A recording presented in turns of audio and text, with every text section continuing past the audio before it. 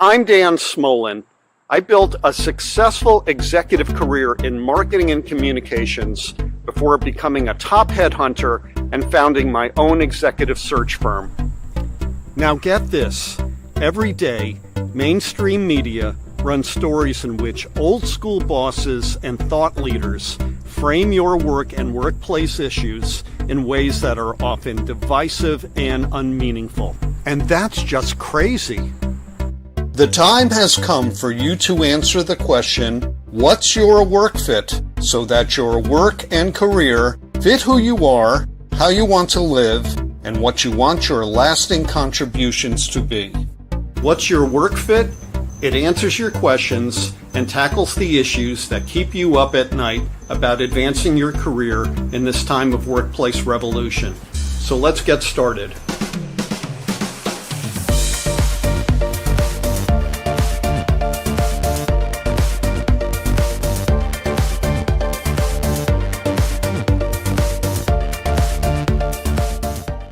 Hey, good day, everyone. Dan Smolin from What's Your Work Fit. I hope you're having a good and successful week. I am so excited about today's show. You have no idea. We're going to get to it quickly. But before we do, a little bit of housekeeping. We are rounding out the end of our current season. Today is our penultimate episode. We will finish up next week with Shelley Goldstein on the 20th.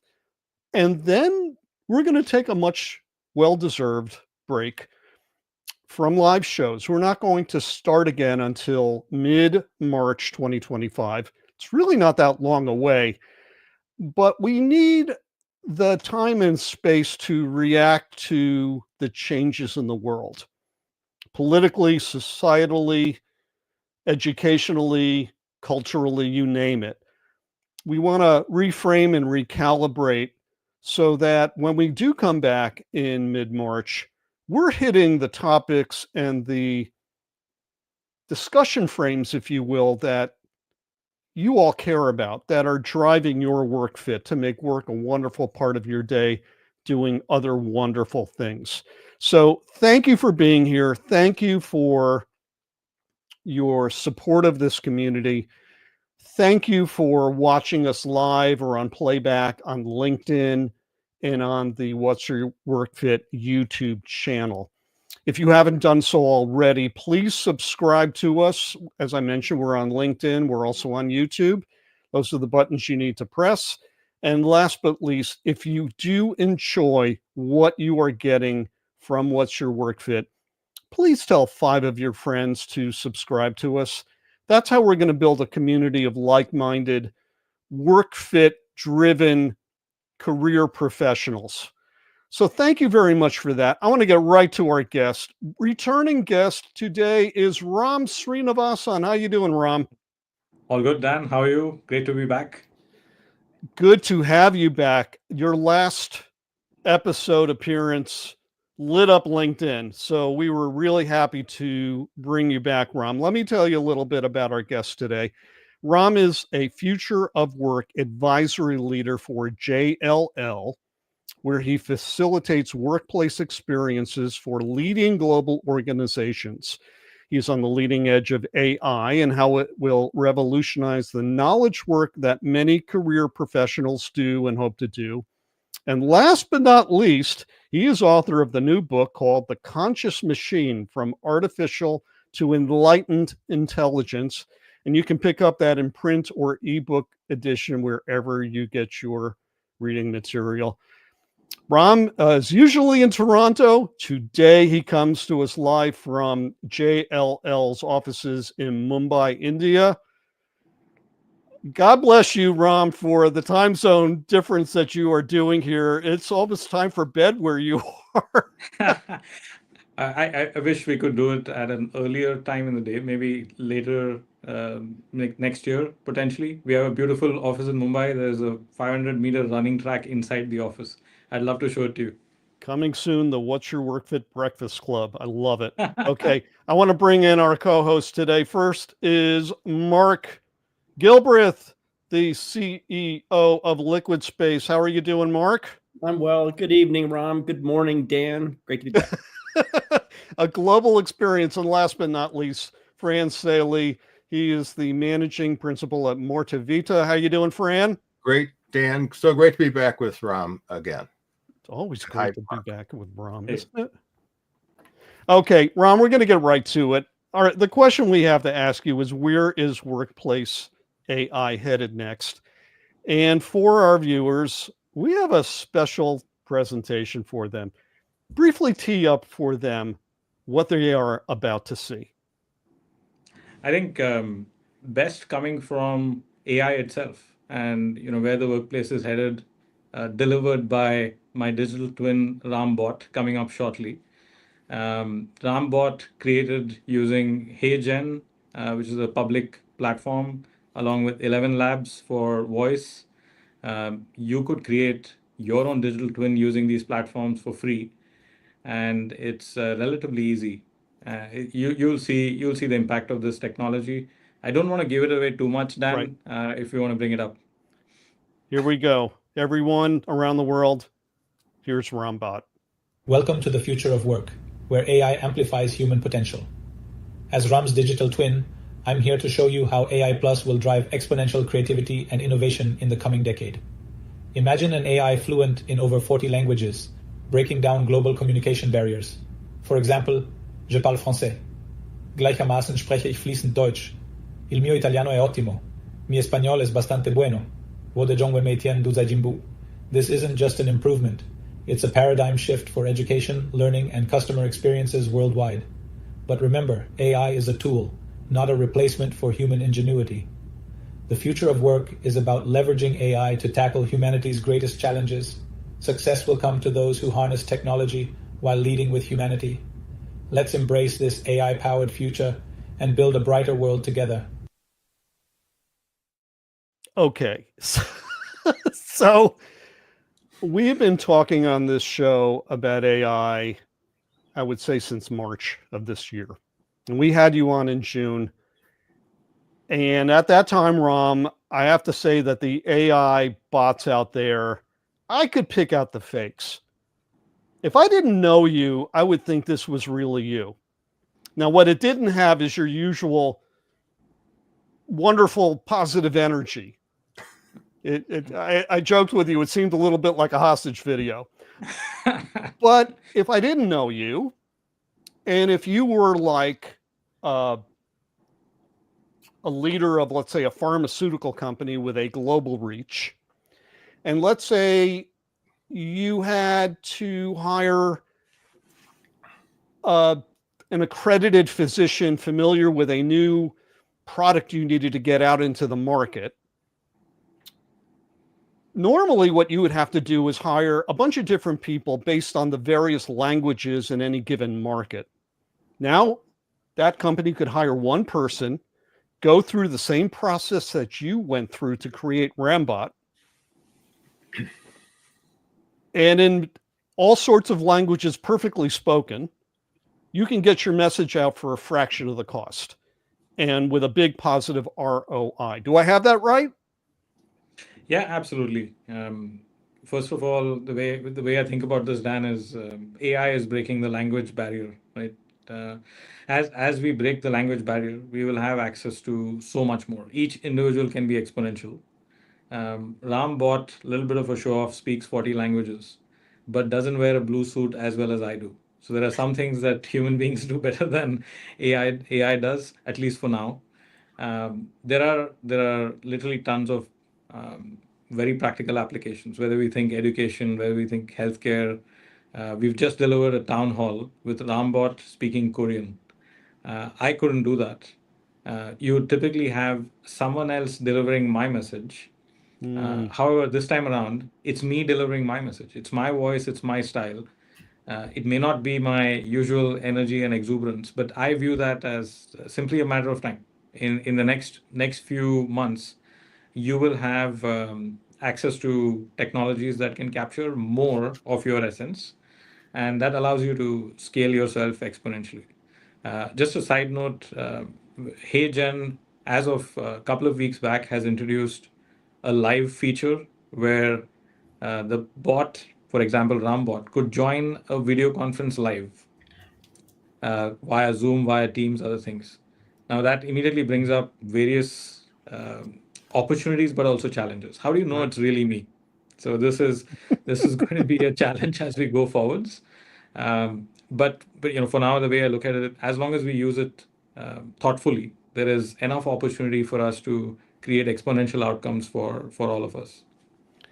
I want to get to Fran next, but before I do, I just want to tee up the need for authentication, verification.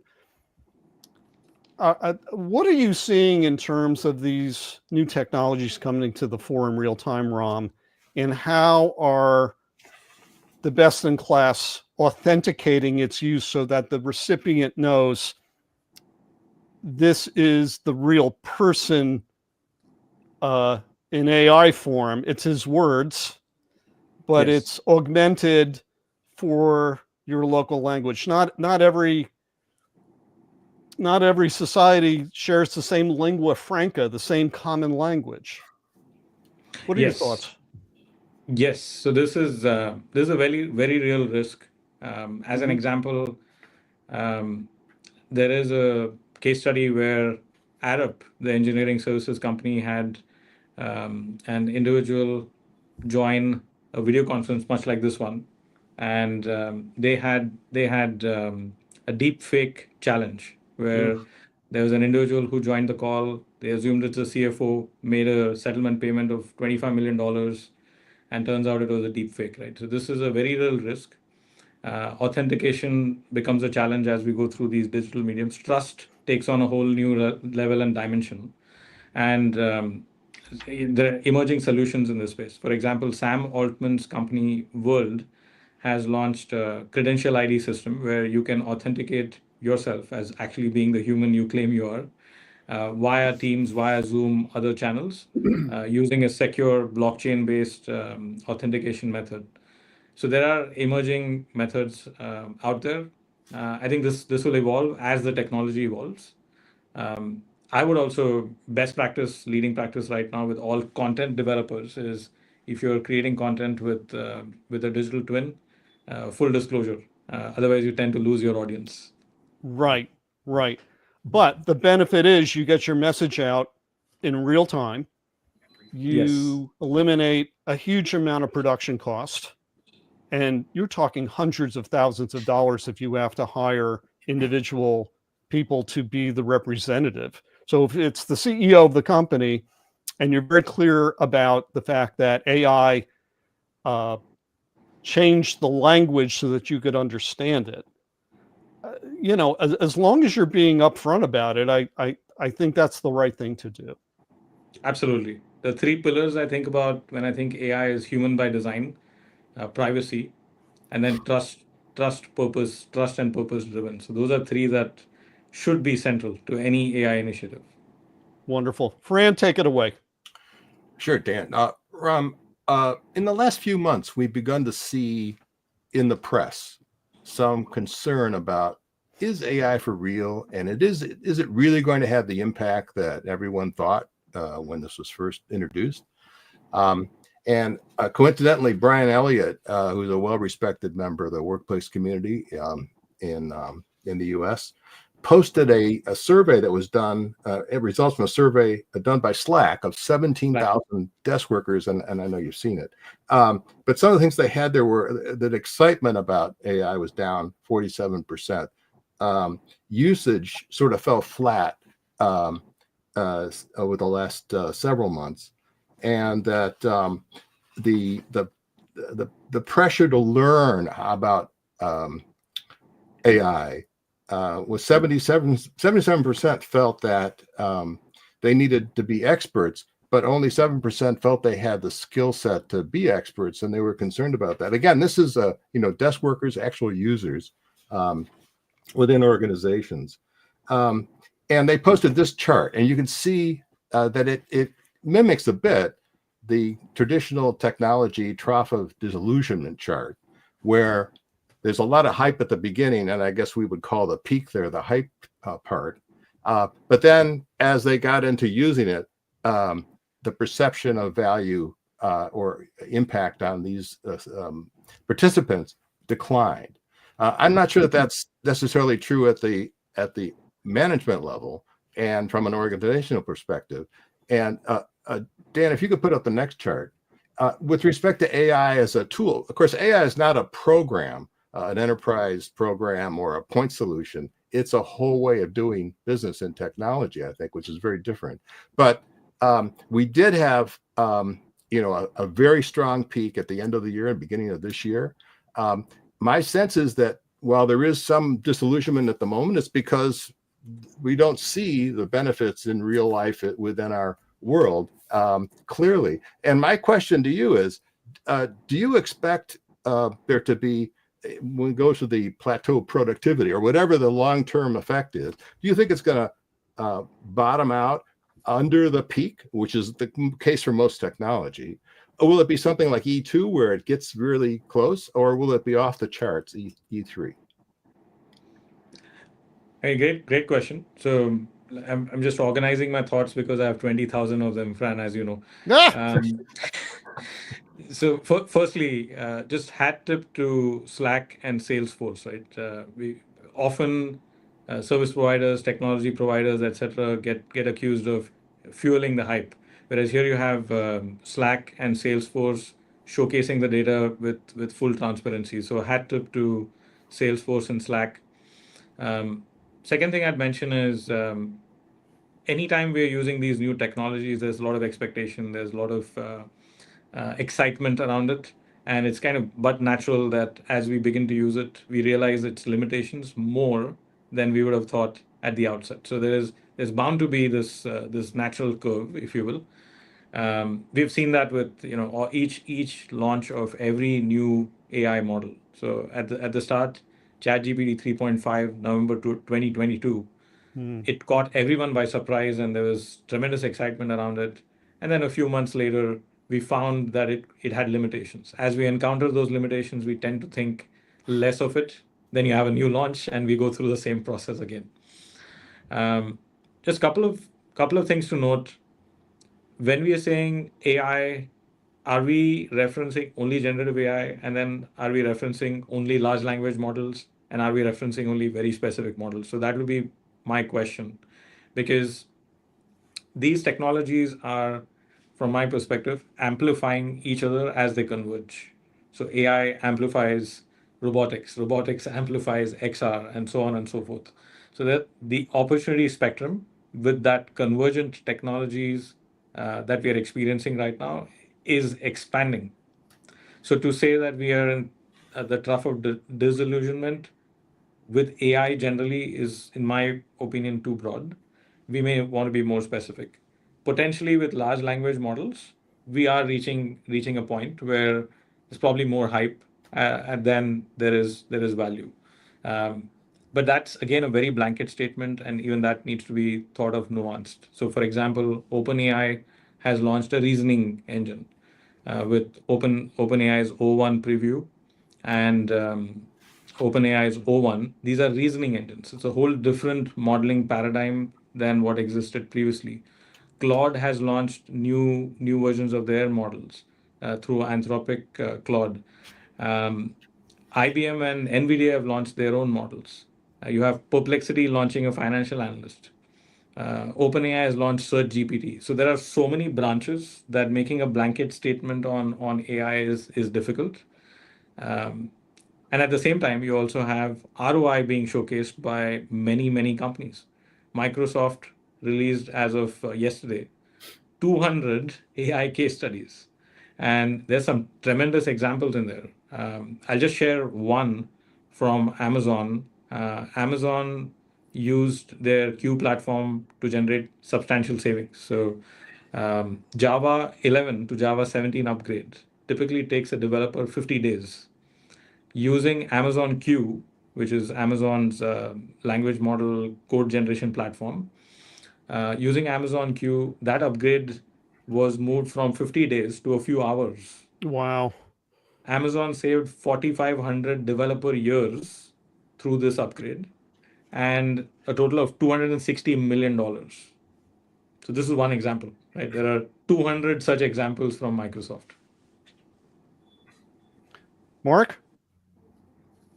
Ram, I want to, if I may, address you as the human, organic, animate Ram. But let me do so with a little bit of playful sort of custom GPT framing. So let me just sort of articulate an instruction set for you, and then I'd love your response to it. So Ram the human, you are an expert, a helpful expert in the rapidly emerging technologies in the realm of AI and large language models and the like, that individuals as well as companies are deploying and accessing to be more productive, as you just cited with Amazon as an example. Your audience, Ram, the expert, is individual employees, and you operate as a career coach for individual professionals who are curious about how to apply AI to help advance their careers, help advance them getting the work done that they need to get done. So your customer is the employee. Question for you. Is your general advice to curious, motivated, committed, hardworking professionals to seek out the creation themselves of AI agents to help them do their jobs? Or would you advise that it's, generally speaking, not worth their energy to do so because enterprise software vendors like LinkedIn and Microsoft and Salesforce and others, in collaboration with the company's IT department, are going to create those solutions for you? You'll never have the permission, or you'll never be able to do it well enough. So don't bother trying to. Just wait for it to come from above.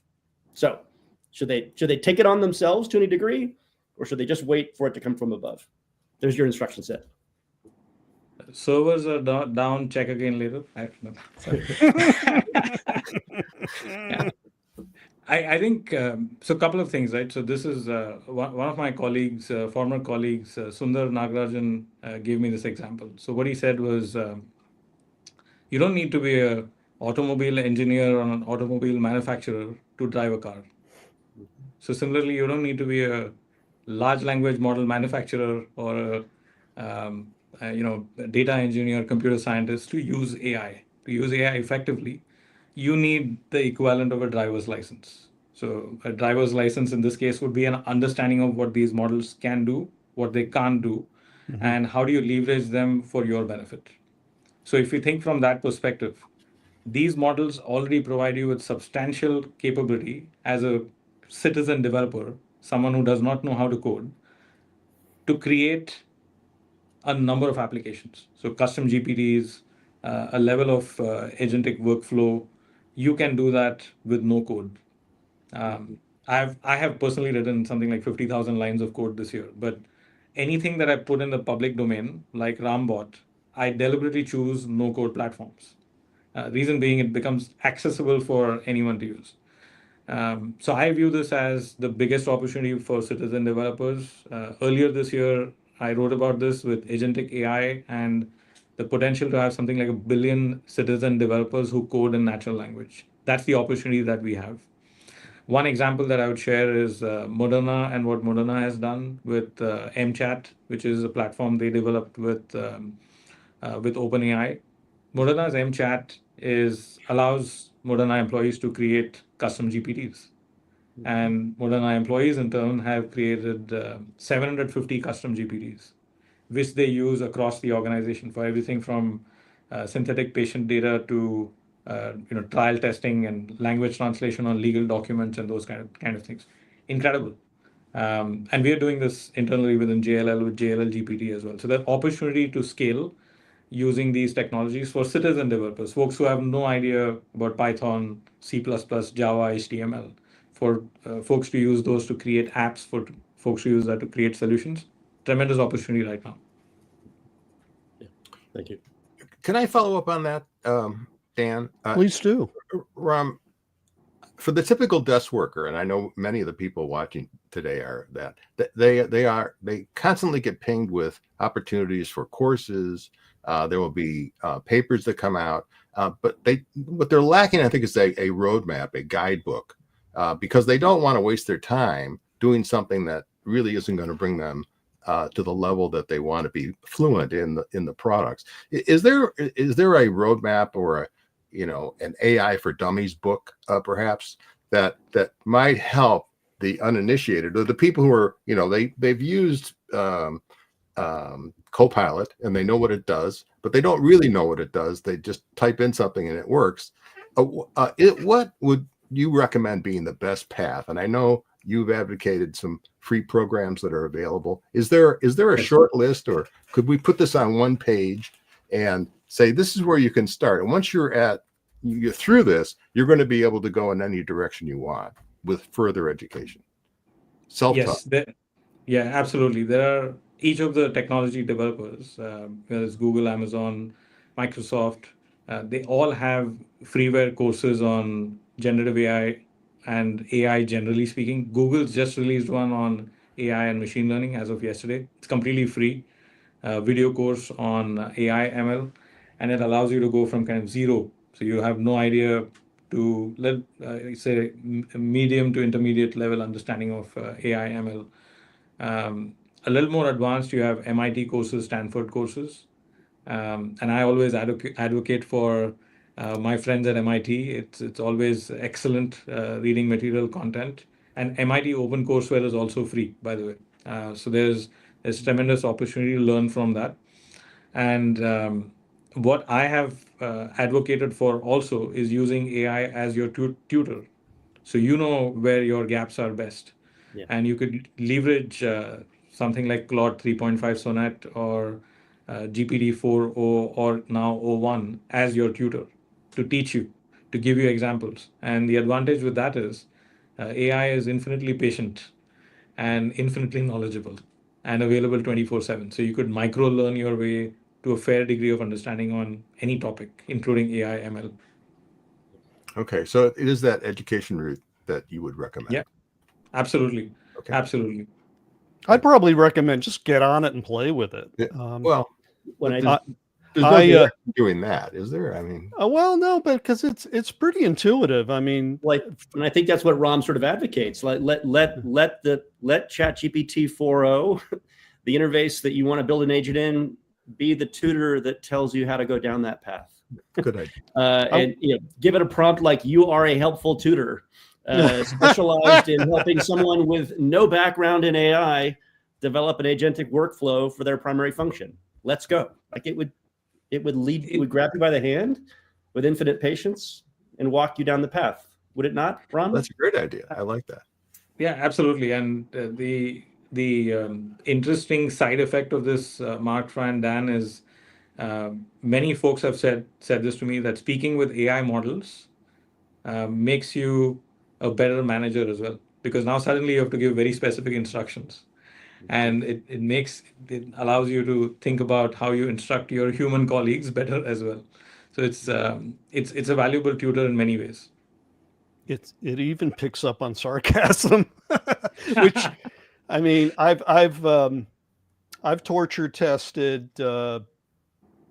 Copilot pretty well to render images based on my prompts, and some of them are hilarious because the models are, they're evolving like somebody with 3 feet, and so it's taking time. But I went on this morning and I happened to ask it I went on Copilot this morning and I asked it, so what's going to be the big AI workplace innovation for early 2025?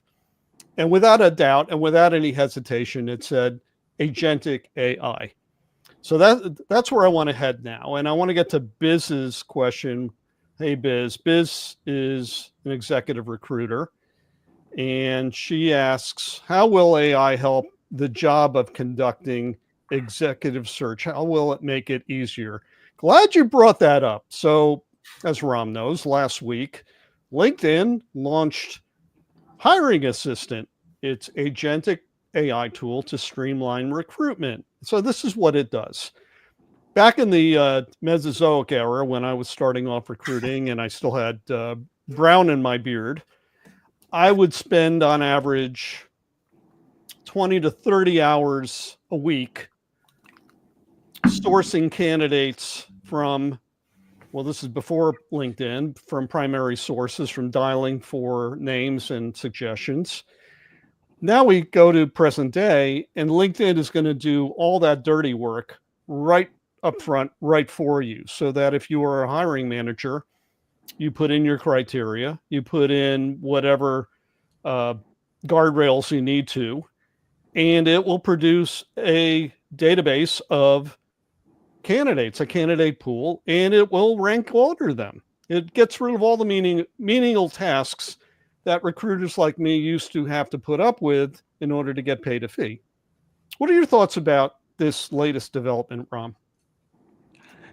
So just as context for everyone, when we are saying agentic AI, what do we mean? And why agentic AI? So I actually wrote about this earlier in the year as well.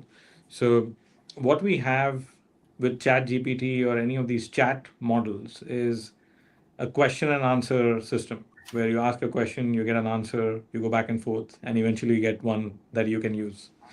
With agentic AI, it's very different. With agentic AI, you can give your AI assistant a task, and that assistant delivers that task for you. So this is very different than what you have as chatbots at this point of time. If you look at all of these AI companies, they are going through a process where they're going from bots to reasoning engines like O1 to agents like with Microsoft and Salesforce, and then beyond that, teams of agents. So that's the process that all of these companies are going through. Salesforce has launched Agentforce. Microsoft has launched 10 AI agents as of a couple of weeks back, including field tested with McKinsey, Thomson Reuters, Clifford Chance, the law firm, others. So this is where we are headed. The value of agentic frameworks, it allows you to substantially automate some of these tasks. Some of them are dealing with systems, some are dealing with administrative workloads. In the case of, say, recruitment, it's potentially filling out forms, assessing multiple candidates, etc. So, to give you one of those public examples from Microsoft and McKinsey, McKinsey has automated part of their customer induction process, where they've been able to improve their customer engagement by as much as 90%. So through an agentic workflow. So someone from McKinsey's prospective client list sends an email to McKinsey saying, "Hey, I'm looking for this type of advice. I work with this organization. Here's my problem statement," something like this. The AI agent now identifies what industry, what problem statement, which partner should they reach out to, summarizes the content for that individual, sends the email, and now the partner can respond, right? It's a much quicker response time. And there are what ifs also that the agent can take care of. So for example, what if that partner has left the firm? What happens then? What are situations where you escalate to a human? How quickly to expect a response, and so on and so forth. So it's a valuable way to think about how your process might flow in the future. And I also visualize, just to conclude here, is the same way that you have human resources right now, you potentially may have agent resources going forward, where you're evaluating multiple agents and their performance, and you may hire and fire agents as you go through every round of evaluation. So you might see certain types of agents performing better than others, and you may retain some longer than others. And you as an individual may create agents of your own. So I'll pause there. So I want to take a pivot and ask you about AI's impact on a workplace or a workforce that is in 2025 apparently going to become more entrepreneurial for a lot of reasons. Some are political, some are economic. I live in the Washington, D.C. area. It is likely that some of the federal workforce is going to be let go because their jobs are going to go away. Fran laughs, but it is more than likely. It is a nightmare here. I am surrounded by federal employees, right. And some of them, I went to LinkedIn this week and said, if you're not already doing it, get on LinkedIn and make it your friend and work that network. But I think a lot of people are going to decide, I don't want to go work for the man anymore. I want to work for myself. I want to be an entrepreneur. I want to start a side hustle, or I want to start a business that is doing some of the same things that I did in my previous line of work. So I tee that up, Ram, and I'm asking, what are your thoughts in terms of how AI could help an upstart, a startup business proprietor get established, to help somebody who is a consultant, who's what we in the United States call a 1099, a contract employee, get started? What are your thoughts based on what you're seeing currently? It's Dan, isn't it fascinating that we're even able to ask this question? Firstly, right? You're saying that an individual could have a completely AI-driven team or something like this. Mhm. The way I look at this is, if we think about the unit of invention and innovation, it is probably small teams, individuals, those kind of things. We've always recognized that sparks of brilliance come from individuals, but the unit of execution has always been large teams. Now with AI and agentic workforce, what's going to happen is that unit of execution is shrinking, which then means that every individual can have a large team of executors, and potentially at pennies on the dollar cost. There's something called Jevons paradox, by the way. I don't know if you've heard of Jevons paradox. When a resources cost go down, the use of those resources does not go down, actually goes up. Like, for example, more efficient cars did not lead to fewer trips. It actually led to significantly more trips That and so on. okay, I buy that. Right? So similarly, as you have access to cheaper and cheaper resources, you're not going to have a shrinkage of work. You'll potentially have an expansion of work. Those who did not have access to these kind of tools, the ability to execute their ideas, to the ability to scale their platforms.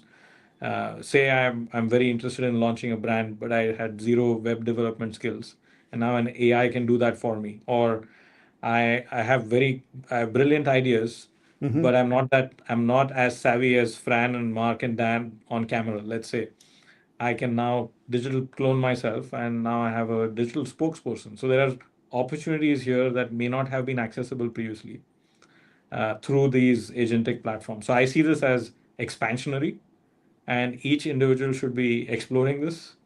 As we go through the next wave, if we take a step back, there are four things that have changed, right? The last 20 years, we have changed how we work with internet and mobile phones. We are continuing to change where we work. I know Right. Fran has deep thoughts on this topic in terms of office versus home and hybrid. We are, with this AI revolution, changing what work is.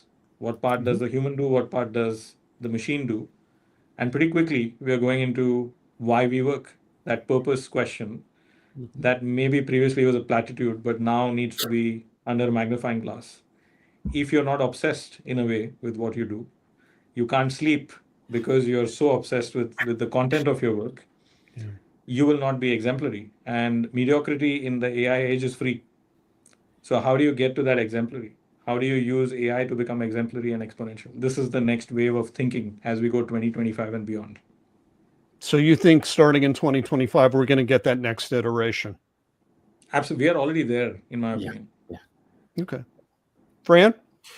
Yeah, Ram, I saw in the paper, or that wasn't the paper, I saw it online someplace, that Microsoft rather, wanted to reactivate 3 Mile Island, the nuclear plant that kind of blew up a little bit. And everybody was scratching their heads why they wanted to do that. And that kind of leads to the whole issue of power and power to support the new technology, AI, Bitcoin, anything using the need for, or has the need for, a super data center, one that has the advanced cooling and much more sophisticated facilities. I know Dan has one going up next door, I think. What do you see as the impact of this on the nation, actually? And how is that going to impact the environment? And how are we going to balance out where that power comes from and how quickly it can be developed? And is that going to be on the same pace as the growth in the demand for that power? Or are we going to have brownouts in Nevada because there's not enough power? What's going to happen there? Yeah, this is probably number one topic of discussion in all of these large AI developers, large technology companies. All of them are focused on this topic. We are running out of power when we're talking about these AI models. We are probably going to run out of power before we run out of chips. That's how much there is a demand for AI and related.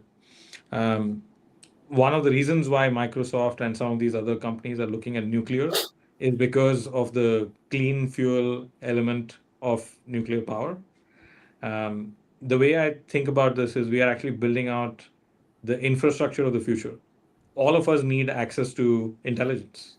With these AI models, you have access to tremendous intelligence. That intelligence needs to be available to everyone. And for that to happen, we need these data centers. There's no way around it. Um, Second thing I'd say is that these are the cognitive factories of the future, right? So we are developing the brains of these AI models, and as we do so, I view this as a positive development that all of these companies, whoever is developing them, are being responsible in how they think about it. So they're sustainability first. They're focused on this topic of sustainability.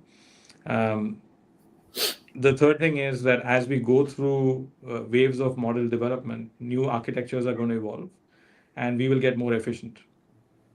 So that's another element. I was listening to Kai-Fu Lee earlier today, and he mentioned the fact that some of these new AI models, especially coming out of Asia, are much more efficient, trained at much lower cost, and less power hungry. And that's the reason they're able to do that is they have access to the first generation of model. The second, third, fourth generations are going to be more efficient. So we will go through an efficiency play on all of these AI models as well. And just the last thing I'll say is so that Dan can sleep peacefully at night. We are also looking at data centers in space. There's a startup that's attempting to build out data centers in space. So really far away from where Dan lives.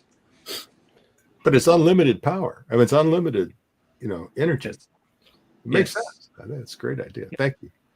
So- You can also potentially tap into stranded energy, right? So imagine you have a wind farm in the middle of a desert somewhere. Transmission cost Right. from there to your home is going to be challenging. But if you put a data center next to it, now suddenly that's useful. And your point's well taken about that, Ram, because go where the sun is, go where the wind is. If that is still a resource to go to clean energy, and this is going to freak out a lot of my friends who, along with me, when we were in high school, TMI melted down, and my teacher at the time said, "Oh, by the way, do you know that nuclear power plant is built on a fault line?" We're beyond that point. I think we've learned a lot in 45 years, and hopefully we can create safe nuclear power to run the load for these data centers. I want to add one point, though, and it's very resource intensive. Data centers just don't need load. They need water. Yes. They burn hot. And they're massive facilities. I mean, I just one data center literally across the street from me is Iron Mountain, and each building is the size of a football field, and there's several of them. And then we have Amazon Web Services right down the street from us. So this is a concern, for a societal concern, at least in the short term, is what do we do with these massive buildings around us, and how are they going to impact our ability to get electrical load, and for that matter, water. So stay tuned. Stay tuned for that. Mark? Ram, I had a employee of mine at LiquidSpace that sort of raised their hand last week and offered up a very personal question. And so it really goes back to what you and Fran were just talking about.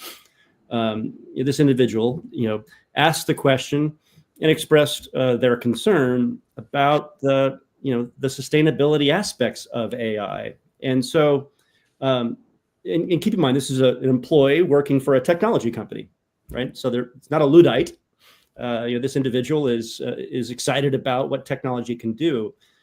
But imagine for a moment that this individual also is someone that doesn't use plastic bags at the grocery store, has a compost at home, rides their bike to work, i.e. has made numerous choices about how they conduct themselves with a set of sustainability values.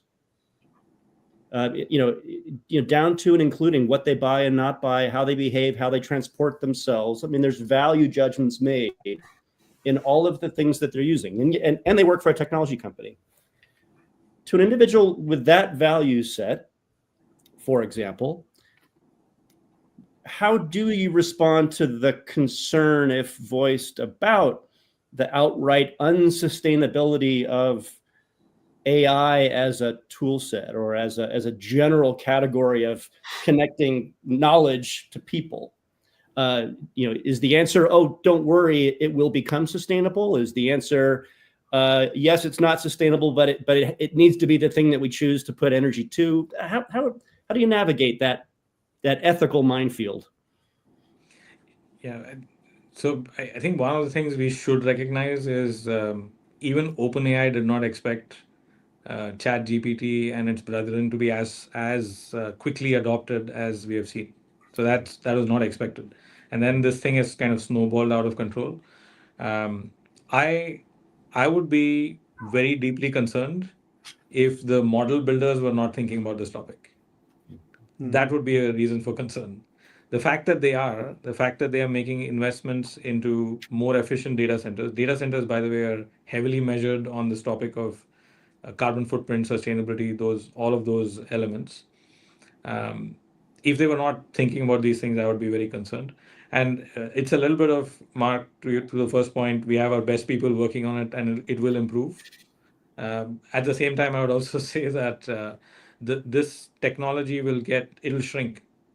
The early days of computing we have seen with ENIVACs and UNIVACs that were very large computers, vacuum tube computers that were the size of a building.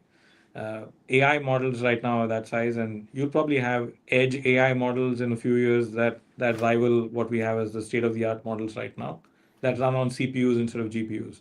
So you're going to have that happening as we go through the next cycles. Sustainability, though, is not a topic that we can skirt. We live on one planet for now, till we land on Mars and we're a two-planet society. For now, we live on one planet, and we should recognize that it's something that all of us should contribute positively to.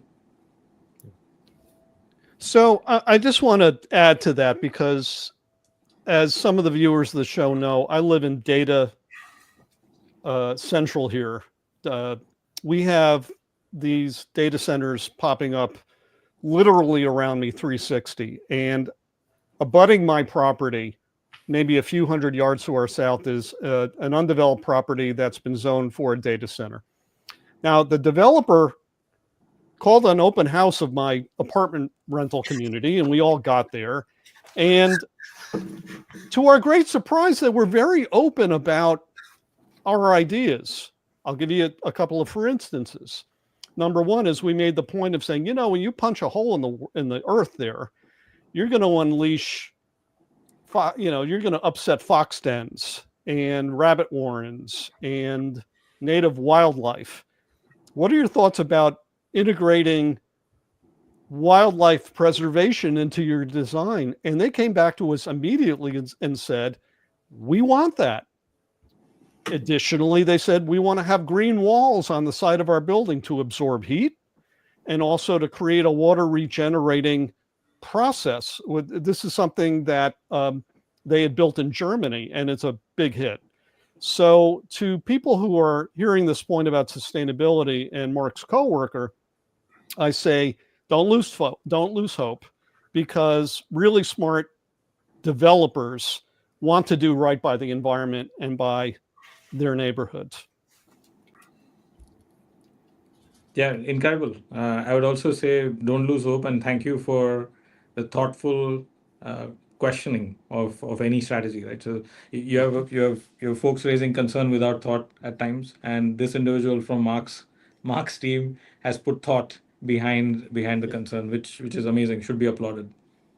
Well, gentlemen, we've unfortunately, like we always do, we've run out of time. And Ram, we're going to have you back on in 2025, I know, to continue this conversation, this ever evolving discussion around AI and its impact on future of work and the workplace. Now I want to do something that you probably aren't going to expect, and that is I want to revisit an answer to a question that we asked you. And that was, Ram, what's your work fit? So I want to get to how you answered that question in June of 2024. And you tell us if anything has changed. Here we go. Well, gentlemen, we've come to the final question, which is, what's your work fit? And so, Ram, I want to ask you, what attribute, condition, experience, place, or state of mind makes work that you do a wonderful part of your day, doing many wonderful and meaningful things, and not the all-consuming time suck of a day? What's your work fit? Freedom. Freedom. Explain. So I've worked with JLL since 2010, right? And one of the reasons is JLL and other organizations that I've worked for, enjoyed working for, allow you freedom, autonomy to do whatever it is that you want to do. So JLL's tagline a few years back was "Achieve Ambitions," and this is I firmly believe in that idea of providing people with a platform, get out of their way, allow them to do their best work, and you'll see them prosper. So from my perspective, freedom, autonomy, those are critical. So what's changed, Ram? Anything? Nothing has changed, but I would provide a slightly different response in the sense that I believe, like the world that we live in right now, we need tremendous optimism, and optimism, in my view, is a superpower. I just want to differentiate. I'm not talking about delusional belief. I'm saying optimism is a strategic leadership initiative, and optimists change the world. And if for nothing else, just know that optimists live 15% longer. So for selfish reasons, be optimistic. I love that. And it's tied to bravery too, because we really have to put pedal to the metal behind our beliefs here. And especially in the work that you're doing around AI, you've been a really good steward so far, and I'm really eager to see where you take things next.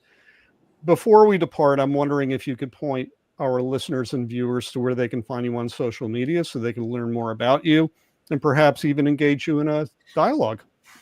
AI or real. Just know that my AI version does not wear blue suits like Fran pointed out some time back. Available on LinkedIn. I'm always posting on topics related to AI and future of work. Happy to connect, happy to chat anytime. Well, thank you. And to Fran and Mark, happy Thanksgiving. Ram's already had his Thanksgiving. We're going to have ours in 2 weeks. I want to wish you guys well and a wonderful Christmas, and we will see you in 2025. Thanks very much. Great. Thank you. Thank you. Bye.